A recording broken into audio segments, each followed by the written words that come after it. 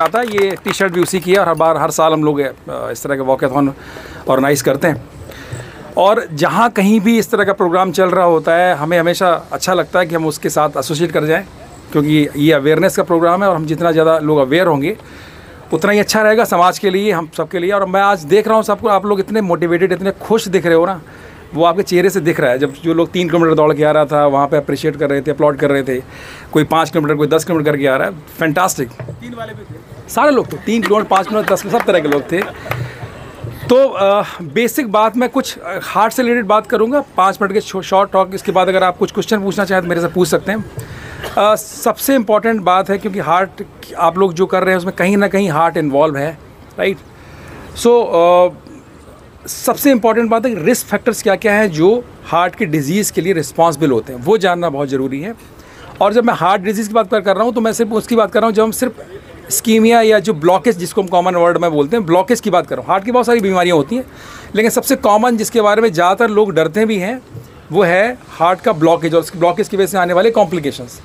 तो ब्लॉकेज ऐसे क्या क्या कंडीशन है जो ब्लॉकेज के लिए रिस्पॉन्सिबल हैं, उनमें सबसे इम्पॉर्टेंट जो 5-7 चीज़ें हैं वो है आपको पहले से क्या क्या बीमारी है। पहली बीमारी का मतलब है कि पेशेंट को अगर पहले से डायबिटीज़ है, शुगर जो अनकंट्रोल्ड है, कई सालों से चल रही है, अगर पेशेंट को पहले से ब्लड प्रेशर है जो काफ़ी सालों से अनकंट्रोल्ड है, दवाई ले रहा है या नहीं ले रहा है लेकिन आउट ऑफ कंट्रोल चल रहा है ब्लड प्रेशर, पेशेंट स्मोकिंग कर रहा है for so many long years, बहुत सारे सालों से, 10 साल से, 15 साल से स्मोकिंग किए जा रहे हैं। सेडेंटरी लाइफस्टाइल है बहुत ज़्यादा, कि पेशेंट को ज़्यादा, जैसे आज आप कर रहे हैं इतना सारे एक्टिव हैं, आई एम श्योर कि कल भी आप ऐसे ही एक्टिव रहेंगे, वॉकेथॉन नहीं भी होगा तो भी आप मॉर्निंग उठेंगे और जाके वॉक करेंगे। लेकिन बहुत सारे लोग ऐसे होते हैं जो मॉर्निंग में अगले दिन मोटिवेशन ख़त्म हो चुका होता है और अगले दिन आप वही 8 बजे सो के उठेंगे, तो वो चीज़ नहीं चाहिए sir. Routine, it should be a routine. तो आपकी सेडेंटरी लाइफस्टाइल नहीं होना चाहिए। Regular exercise is very important. आप वॉक करिए, आप जिम जाइए, आप जो भी करना चाहें करिए, पर आपको कम से कम आधे से 1 घंटे, एटलीस्ट 30 मिनट्स पर डे आपको वॉकिंग करना जरूरी है, मिनिमम 30 मिनट। इसके अलावा एक रिस्क फैक्टर होता है कोलेस्ट्रॉल का, कि कोलेस्ट्रॉल जिसमें बढ़ा हुआ होता है कि तो उसमें cholesterol, good cholesterol, bad cholesterol आपने सुना भी होगा। LDL is a bad cholesterol, HDL is a good cholesterol. Isolated form में HDL अपने आप में कोई बहुत बड़ी चीज़ नहीं है। अगर आइसोलेटेड गुड कोलेस्ट्रॉल कम भी है और बैड कोलेस्ट्रॉल भी कम है तो ज़्यादा चिंता करने की ज़रूरत नहीं है। लेकिन तब दिक्कत आती है जबकि गुड कोलेस्ट्रॉल तो कम हो गया और बैड कोलेस्ट्रॉल शूट करना शुरू कर गया, तो उस मोमेंट पे हम लोग कुछ दवाइयाँ भी देते हैं, कुछ करते हैं। तो cholesterol is also very important risk factor for future heart problems. इसके अलावा एक बहुत इंपॉर्टेंट चीज़ है जिसको हम सारे लोग, और स्पेशली प्रोफेशनली जितने लोग हैं, वो इसको नज़रअंदाज कर रहे होते हैं, गुड स्लीप।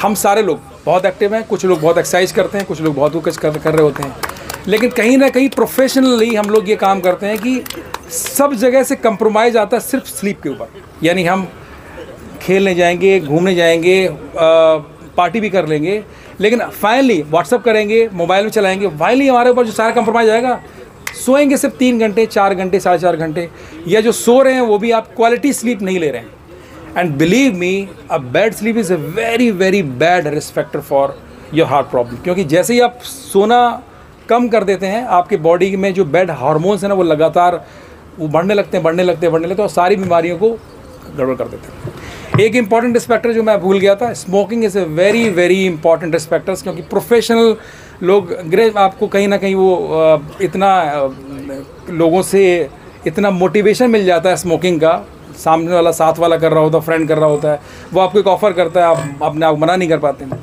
या आप रोकना भी अपने आप को चाहें तो आपके फ्रेंड सर्कल, आपका सोसाइटी आपको रोकने नहीं देती। तो स्मोकिंग लेकिन अपने आप में बहुत बड़ा रिस्क फैक्टर है फ्यूचर हार्ट प्रॉब्लम के लिए। और यंग पेशेंट में, specially young person, I have seen, I think less than 40 year की जो एज में पेशेंट्स में, अगर आप काउंट करें कि हार्ट की किसी प्रॉब्लम को हार्ट अटैक अगर पड़ा है तो उसमें करीब 60 से 70% लोगों में स्मोकिंग की हिस्ट्री होती है। इतना इंपॉर्टेंट है। और किसी भी पर्सन में जो स्मोकिंग नहीं कर रहा है, उसके मुकाबले स्मोकिंग करने वाले का हार्ट होने की प्रॉब्लम होने की चांसेस ऑलमोस्ट 3 से 4 गुना होता है। अब एक ऐसा पेशेंट है जिसको डायबिटीज़ भी है, स्मोकिंग को इमीडिएटली टाटा बाय बाय कर देना चाहिए, क्योंकि स्मोकिंग का कोई वो नहीं है। जो फ्रेंड आपको ऑफ़र कर रहा है उसको बोली भैया या तो दोस्ती रखिए, नहीं मैं तो हटा ही रहा हूँ, राइट। थर्ड पॉइंट है कि आप sugar, blood sugar, fasting blood sugar should be less than 100 या 110 भी मान सकते हैं। एंड पीपी शुगर है लेस देन 150 से नीचे रखिए, इसका मतलब आपका शुगर कंट्रोल रहेगा ऑलमोस्ट, ठीक है। ब्लड प्रेशर के बारे में बहुत सारे मिथ्स होते हैं। कॉमनली लोग ये मानते हैं कि 120/80 का blood pressure is a normal blood pressure, उसके अलावा बाकी सारे नंबर गलत हैं। ये थॉट गलत है, ऐसा नहीं है। 120/80 इज़ ए नॉर्मल नंबर, पर इसके अलावा और भी जगह ऐसे नंबर हैं जो कि नॉर्मल नंबर माने जाते हैं। तो हम लोग उसको दो हिस्सों में डिवाइड कर देते हैं। सिस्टोलिक ब्लड प्रेशर इज जो ऊपर वाला नंबर है, जिसको 120 वाला करते हैं, वो नंबर एक्चुअली 100 से लेके 140 तक का number is a normal number. And नीचे वाला नंबर जिसको हम 80 बोल रहे हैं, 60 से लेके 90 तक का number is a normal number. So आपको इतने बीच में, तो इसलिए आपको परेशान नहीं होना। किसी का बीपी 130/90 आ गया है तो आप डर गए हो कि मेरे बीपी बढ़ गया, आप डॉक्टर पास जा रहे हो, कोई उतना समझदार डॉक्टर नहीं है तो कई बार उस पर भी दवाई दे देता है कि पेशेंट ज़्यादा हो। तो आपको ये सब नहीं ध्यान रखना। अप टू 140/90 के ब्लड प्रेशर तक आपको दवाई की ज़रूरत नहीं होती, उससे ऊपर बढ़ता है तब आपको दवाई की ज़रूरत होती है। तो ब्लड प्रेशर आपको कंट्रोल करके रखना है। कोलेस्ट्रॉल के बारे में मैंने आपको बता दिया, कोलेस्ट्रॉल, एलडीएल कोलेस्ट्रॉल, आप गुड कोलेस्ट्रॉल जो है वो थोड़ा बेटर होना चाहिए, बैड कोलेस्ट्रॉल आपका कम होना चाहिए। ब्लड प्रेशर कंट्रोल हो गया, शुगर कंट्रोल हो गया। एक्सरसाइज रेगुलर करना है आपने। डाइट में आपको एक हेल्दी डाइट का यूज़ करना है, क्योंकि हेल्दी डाइट का मतलब ये कि जंक फूड नहीं लेना है, बहुत हाई कार्ब डाइट नहीं लेनी है। High fibre, low calorie and high protein diet is the best diet, ठीक है, जिसमें आपने ज़्यादा हाई फाइबर ज़्यादा होना चाहिए, जिसमें प्रोटीन ज़्यादा होनी चाहिए और कार्ब्स थोड़े कम होने चाहिए। हम लोग आमतौर पर फ्रूट जूस आपको इनकरेज नहीं करते। Fruit juice is not encourage at all. उससे बेटर है कि कंप्लीट पूरा फ्रूट लीजिए, पूरा खा लीजिए, क्योंकि आप यही करते हैं कि जो फ्रूट है ना, उस फ्रूट में से सारा फाइबर निकाल के बाहर कूड़े में फेंक देते हैं और जूस पी जाते हैं, जो कि हाई कार्ब का हो गया, राइट। और फिर हम जाते हैं क्या करें, महंगा वाला बिस्किट खरीदते हैं जिसके अंदर फाइबर पड़ा होता है और वो फाइबर में फेंक रखा है जो भी, राइट।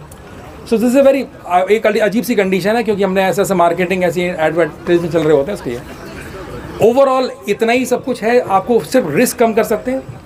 थर्ड चीज़ आ जाती है कि जहाँ पेशेंट को क्या क्या कंडीशन होती है जब आप ये मानते हैं कि पेशेंट को हार्ट की दिक्कत है, राइट।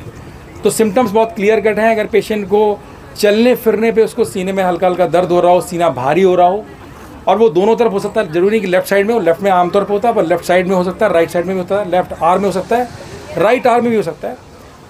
ऊपर के अब जॉ से लेके अम्बलाइकस तक, नाभि तक का दर्द कहीं भी हो, वो दर्द हार्ट का हो सकता है।